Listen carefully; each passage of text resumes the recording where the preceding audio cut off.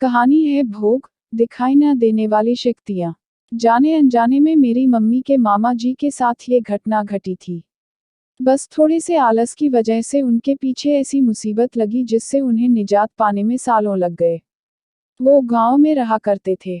उनका नाम तो अच्छा खासा है, मगर गांव में अक्सर चिढ़ाने के लिए जो नाम रख दिया जाता है, वो नाम पूरी जिंदगी के लिए पीछे लग जाता है।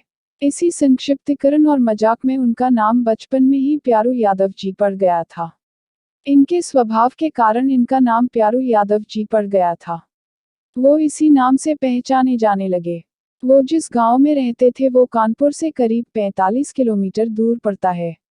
उनका घर गांव में सबसे किनारे पर था और उनके घर से करीब 250 मीटर की दूरी पर रेलवे लाइन थी।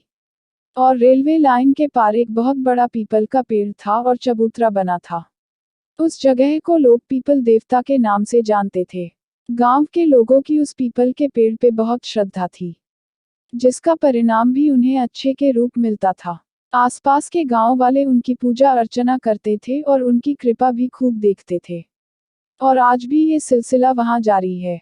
खैर, वहां वास करने वाले बाबा कोई देवता नहीं थे।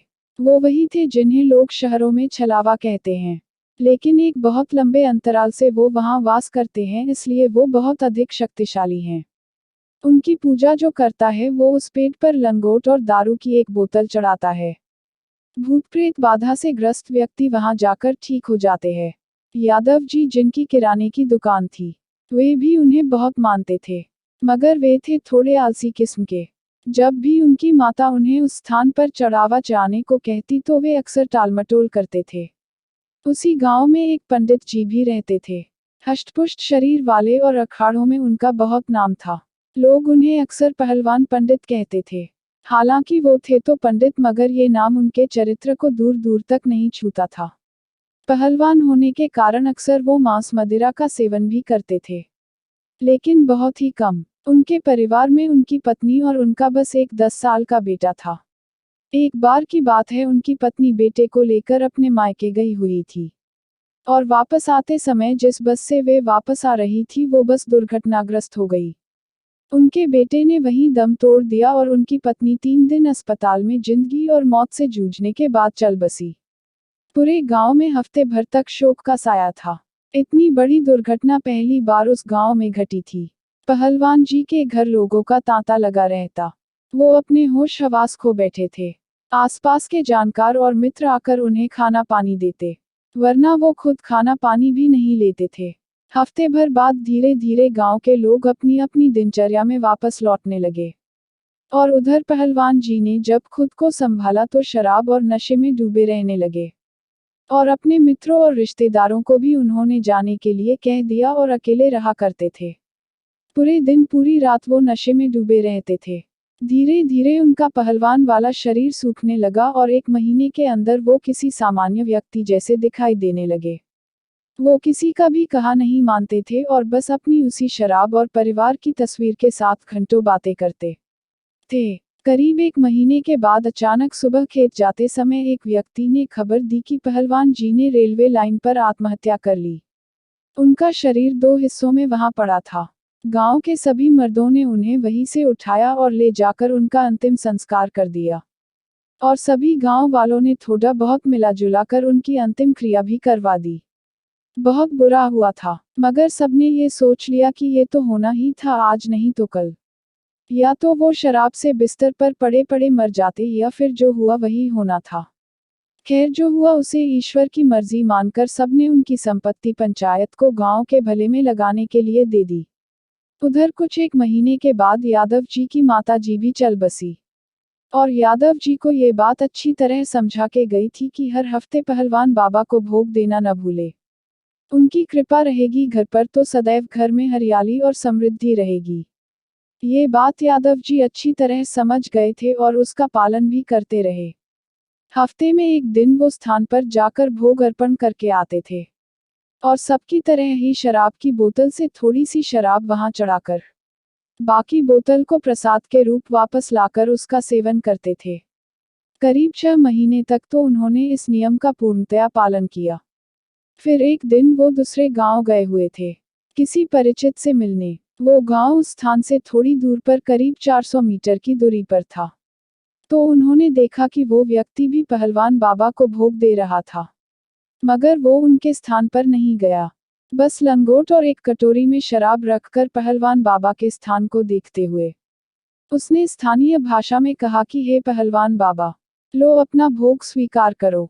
और फिर शराब को उसी तरफ गिराकर हाथ जोड़ लिए और वापस आकर यादव जी से बात करने लगा।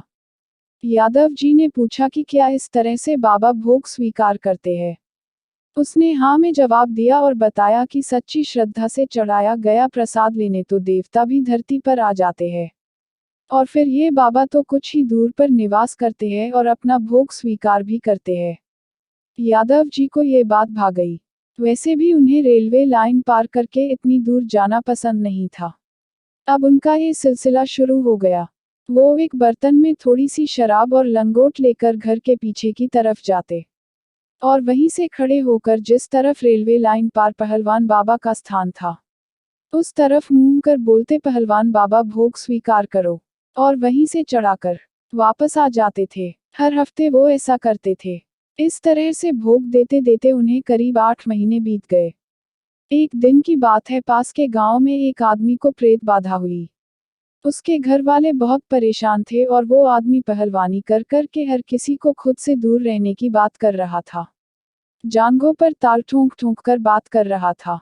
कुछ आदमियों में मिलकर उसे पकड़ने की कोशिश की मगर उसकी पहलवानी के आगे कोई टिक नहीं पा रहा था। किसी तरह गांव के कई सारे आदमी मिलकर उसके अपने आप शांत होने पर उठाकर उसे पहलवान बाबा के स्थान पर ले गए।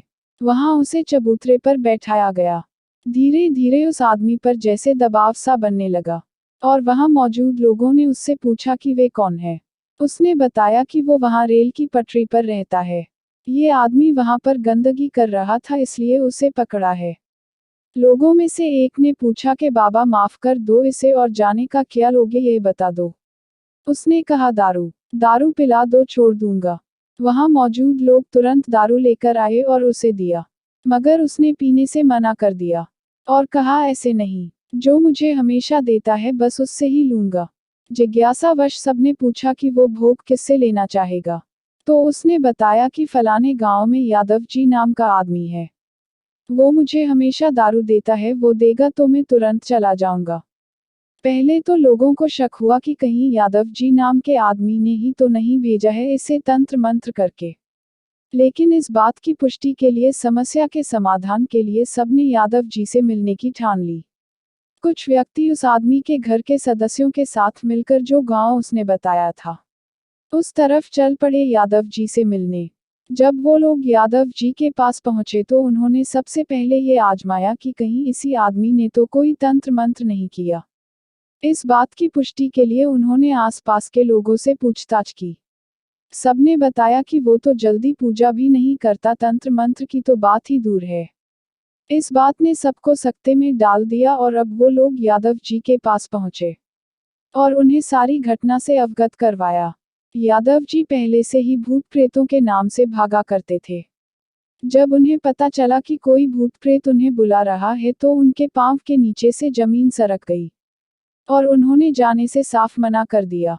इस बात से वहां मौजूद लोगों को इस बात की तो तसल्ली हो गई थी कि ऐसा आदमी कोई तंत्र मंत्र नहीं कर सकता। फिर उन्होंने यादव जी से साथ चलने और उससे बात करने के लिए कहा। यादव जी किसी भी कीमत पर राजी नहीं हो रहे थे। आखिरकार जब उनके बड़े भाई और आसपास के कुछ बुजुर्गों ने उन्हें समझाया तो वो जाने के लिए राजी हुए मगर अकेले नहीं, साथ में 4 लोगों को साथ ले गए। वहां पहुंचने पर यादव जी के पसीने छूटने लगे थे। आखिरकार यादव जी और उसका सामना हो गया। कौन हो भाई और क्यों मेरे नाम का शोर करके कर रहे हो? यादव जी ने उससे पूछा। मुझे बस अपने हाथ से हमेशा की तरह दारू पिला दो, मैं चला जाऊंगा। उस आदमी ने यादव जी के सामने हाथ जोड़कर कहा। वहां मौजूद ऐसे दृश्य को सब आंखें फाड़ फाड़ कर देख रहे थे। एक प्रेत कैसे बिना सिद्धि वाले आम आदमी के सामने हाथ जोड़कर बात कर रहा है। हमेशा की तरह, अबे मैंने कब तुझे इससे पहले दारू पिलाया है? यादव जी अब उससे बिना डरे बात करने लगे थे।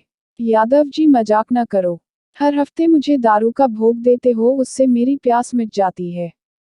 थोड़ी सी दारू दे दो, चला जाऊंगा। वो फिर से विनती करने लगा। अब यादव जी को झल्लाहट होने लगी और वो थोड़ा तेज आवाज में बोलने लगे। अबे क्यों झूठ बोलता है? मैं तो जानता भी नहीं तू कौन है, मैं तुझे क्यों दारू देने लगा? हर हफ्ते तो मुझे दारू देते हो, अपने घर के पीछे आकर, और पूछते हो कि कब दारू दी। वो हंसते हुए बोला। वो यादव जी हर बात ध्यान से सुनता और जवाब देता, और उनके झल्लाने पर हंसता, जैसे कि कोई आम आदमी अपने किसी प्रियजन के साथ व्यवहार करता है। ये बात सुनकर यादव जी के माथे पर चिंता की लकीरें उभर आई। ये भोग तो पहलवान बाबा को देते थे, ये भोग इसे कैसे मिलने लगा? वो भोग तो ये स्थान वाले पहलवान बाबा को देता था, तू बीच में कहाँ से आ गया? उन्होंने अपनी परेशानी का हल ढूंढते हुए ये प्रश्न किया। तुम ही तो भोग देते हुए कहते थे पहलवान बाबा, भोग स्वीकार करो। अब उनके स्थान से पहले वहां रेल की पटरी में मैं ही तो रहता हूँ, और मैं भी पहलवान ही हूँ। मुझे आदत है तुमसे भोग लेने की। उसने यादव जी से ये सारी बात कही और फिर रोने लगा। और रोते रोते कहने लगा, जब से वहां हूँ, कभी किसी ने एक गिलास पानी तक नहीं दिया था। बस यादव जी तुमने ही मुझे दारू दिया और मेरी प्यास बुझाई। मैं तो बस तुम्हें ही जानता हूँ। ये बात सुनते ही यादव जी और वहां खड़े उनके बड़े भाई की पैरों से जैसे जमी सरक गई हो। उनका पहलवान बाबा को दिया जाने वाला भोग कोई पहलवान नाम का प्रेत ले रहा था। क्या तू वो भोग ले रहा था? स्थान वाले पहलवान बाबा ने तुझे कुछ नहीं कहा? असमंजस में फंसे यादव जी अपने सारे प्रश्नों के उत्तर जानने में लग गए। उधर उस आदमी का परिवार चाह रहा था कि जल्दी से जल्दी ये प्रेत उसका शरीर छोड़ दे और वो ठीक हो जाए। अगला भाग देखने के लिए इस कार्ड पर क्लिक कीजिए। अगर आपको कहानी पसंद आए तो लाइक और शेयर कीजिए और चैनल को सब्सक्राइब करना मत भूलिए।